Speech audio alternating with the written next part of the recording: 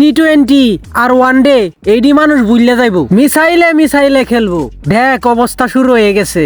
বাংলাদেশ একবার যুদ্ধ করছে, এই একবার যুদ্ধ কইরা বাংলাদেশ কি শিখছে আর কি আনছে দেশ কিছুই বুঝলাম না।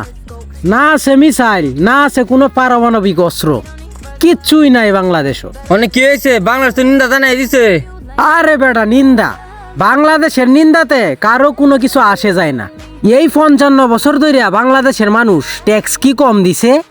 যে সরকারি আইছে ট্যাক্স তো নিছে নাকি? এই ট্যাক্স দেয়া বাংলাদেশের মানুষের সুরক্ষার লাগিয়া অন্য একটা দেশতে কি এমন জিনিসটা কিনে আনছে আমি তো কিছুই বুঝতেছি না। না আনছে একটা মিসাইল, না আনছে একটা বোমা, কোনো কিছুই তো আনতারছে না।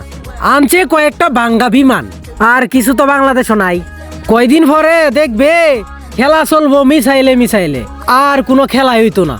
টি-20 আর ওয়ানডে এইডি মানুষ ভুললে যাইব, মিসাইলে খেলবো। দেখ অবস্থা শুরু হয়ে গেছে। ঠিক আছে, বাংলাদেশ আরো শক্তিশালী হওয়া দরকার।